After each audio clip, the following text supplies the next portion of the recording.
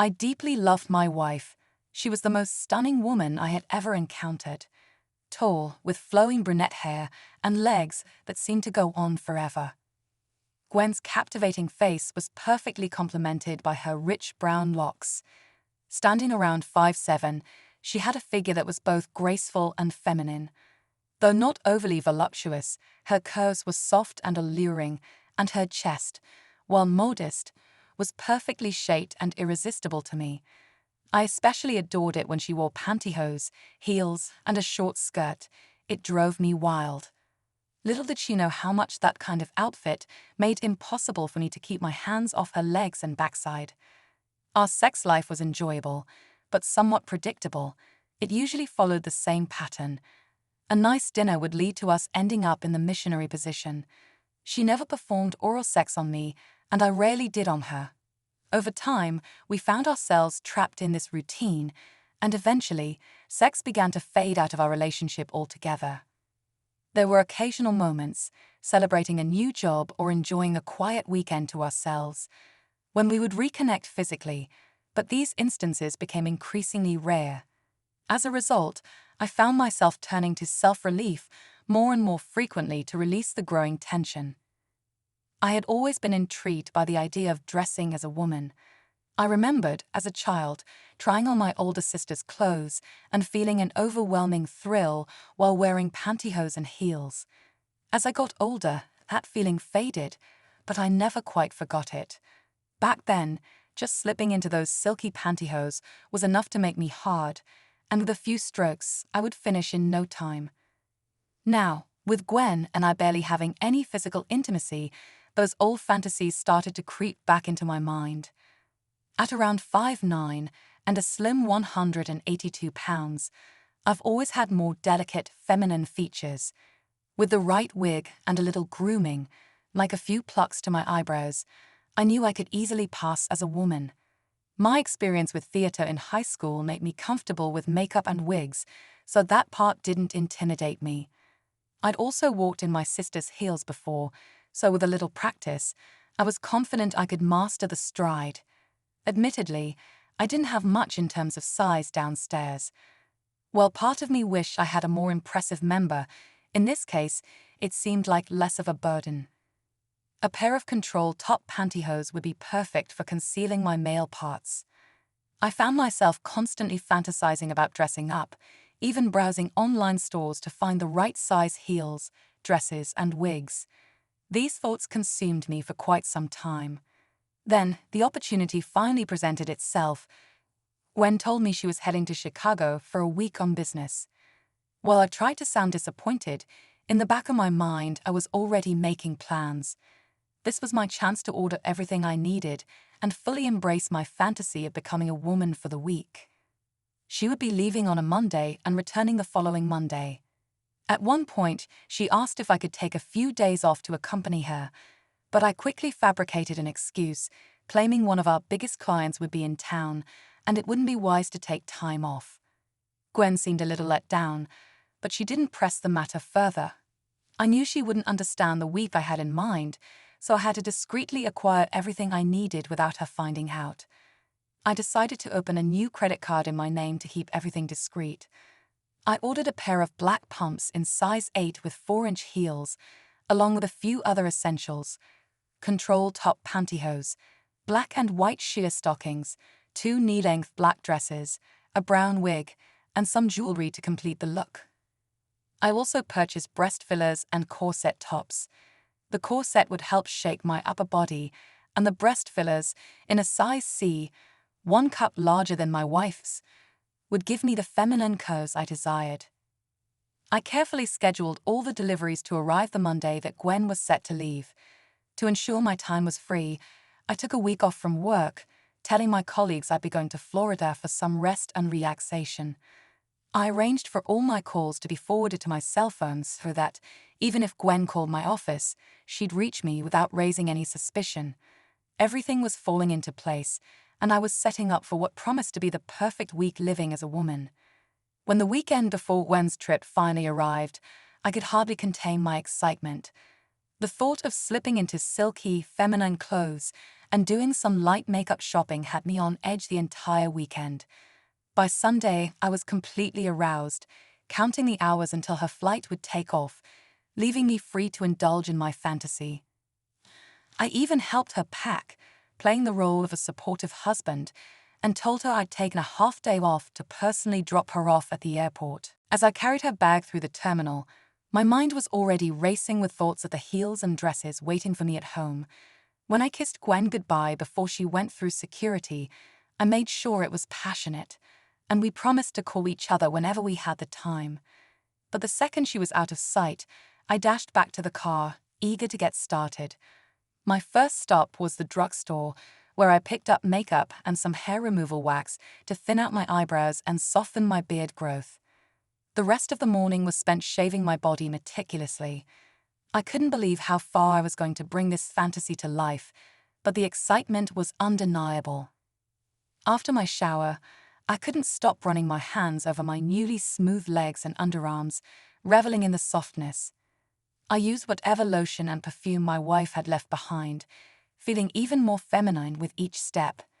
Next, I tackled my eyebrows, painstakingly shaping them with wax to create a more feminine arch. It was painful, but when I stepped back to look in the mirror, I hardly recognized myself. My eyes looked softer, more delicate, and I couldn't help but smile at the reflection. I hadn't even applied makeup yet, but I was already starting to see a more womanly version of myself. Feeling proud of my progress, I was interrupted by the doorbell. The delivery man gave me a strange look, but I brushed it off, barely able to contain my excitement as I tore into the packages after he left. Out came the sleek black heels and the elegant black gowns I had ordered. My heart raced as I slipped out of my robe. I went to my wife's dresser and pulled out a pair of her silk stockings, the very ones she had worn at our wedding. I opened the rest of the shipment and began dressing. First, I pulled out the tan-controlled top pantyhose and carefully slipped them on. The sensation of the smooth fabric sliding up my newly hairless legs was exhilarating, making it difficult to keep my hormones in check. I took a deep breath and focused on the next step. I fitted the corset around my torso, tightening it until it hugged my body. The breast inserts slipped perfectly into place, filling the cups and giving me a feminine shape. As I looked down at my chest, I was in awe at how my body was transforming into something sensual and feminine. Next, I fitted the shoulder-length brown wig onto my head. I didn't spend too much time fussing with the styling. It wasn't necessary. The wig already made a dramatic difference. When I stepped back to look at myself in the mirror, I could barely believe what I saw. The woman staring back at me was striking, her curves accentuated by the corset, her legs smooth and sleek in the pantyhose. I could feel myself getting aroused again as I took in the image of my transformed body, barely able to recognize the man I was beneath it all. With some sexy makeup, I knew I could fully pass as a woman. I was already looking so good, so feminine, that any lingering doubts I had about being mistaken for a man in drag began to fade away. I turned, rubbing my hands across my flat stomach and smooth legs, and felt the familiar stir of arousal again. I forced myself to think of anything else to avoid losing control once more. My hands shook a little as I started applying my makeup. I added just a touch of rouge, followed by lipstick and eyeliner. Each stroke transformed me further into the woman I was envisioning, bringing my feminine features to life. When I finished, I tried to keep my focus and carefully slipped into one of the black dresses I had ordered. The moment I zipped it up, I was astonished at how perfectly it fit, snug around my bust and hips, creating the figure I had always imagined, but never fully realized. My sister's clothes had never fit quite right, and Gwen's things were out of the question, far too tight and likely to tear at the seams. But this dress was different. It hugged every curve, making me feel truly feminine for the first time. The black fabric was sleek and smooth, with thin spaghetti straps that rested delicately on my shoulders.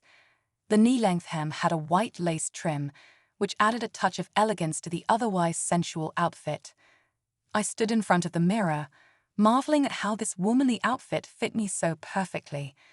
I had never worn anything that made me feel this real. I added a small skinny belt around my waist to accentuate my figure, then pulled out the black sheer stockings I had ordered, carefully slipping them on over the tan hose. The combination of the two layers felt incredibly sensual against my skin. Sitting on the bed, I fastened the stockings to the garter straps on the corset, and as I caught a glimpse of myself in the mirror, it was hard to believe that the woman staring back was really me. I stood in front of the full-length mirror, striking a pose and giving my reflection a seductive, come fuck me look. I leaned forward slightly to show off my cleavage, surprised at how natural it looked thanks to the corset. The breast inserts and the tight fit created just the right amount of fullness to complete the illusion. Then it hit me. I was turning myself on.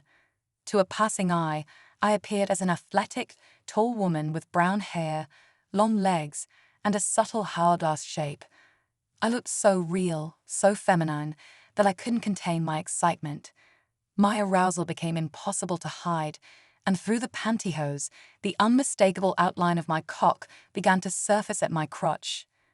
The excitement of it all was so overwhelming that I felt like I might come right there, trapped in the pantyhose. I didn't want the experience to end after just a few moments of being dressed up. I did everything I could to avoid thinking about my arousal, wanting to savor this feeling for as long as possible. To distract myself, I decided to vacuum the house in heels and a dress. The act served two purposes. It helped me get used to walking in heels and kept my excitement in check, allowing my cock to shrink back to a more manageable state. While I moved through the house, I focused on practicing my walk, making sure each step was graceful and feminine. I also worked on sitting down and standing up properly in a dress. I was surprised at how quickly I picked up the habits, sitting with my back straight, keeping my knees together, standing with a sense of poise. These small movements made me feel more like a woman, building my confidence. Next, I practiced my feminine voice, which came more naturally to me than I expected. I had often been mistaken for a woman on the phone by telemarketers who would address me as ma'am when I answered. I went into the bathroom to take advantage of the echo, working on refining my pitch and tone. Feeling confident, I decided to test it out by calling a few people, pretending to be a telemarketer. On the very first call, I managed to fool one of my wife's friends, and that gave me an incredible sense of accomplishment. I was really passing as a woman, not just in appearance, but in voice and mannerisms as well. Flirting with my wife's friend had come so naturally that it boosted my confidence even more. I was feeling really good about how I looked and how easily I slipped into this feminine role. After gathering enough courage, I decided to take it a step further. Once it was dark, I quietly slipped out of the house and took Gwen's convertible, a small red beauty, for a drive toward downtown. It was a bold move, but the excitement was intoxicating. I packed one of my wife's purses, making sure to include everything a woman might carry: tampons, makeup, keys, wallet, even a little perfume. With my makeup touched up and everything in place, I took one last look in the mirror. The reflection staring back at me was that of a woman, and I could hardly believe how well I'd pulled it off. To complete the look, I tied one of Gwen's scarves delicately around my neck and added some jewelry for that final touch of elegance. My heart was racing with anticipation and nerves as I stepped into the garage, the sound of my heels clicking against the cold concrete sending a thrill through me. With shaky hands, I unlocked the convertible, the red car feeling like a perfect extension of my newly transformed self. The adventure was just beginning.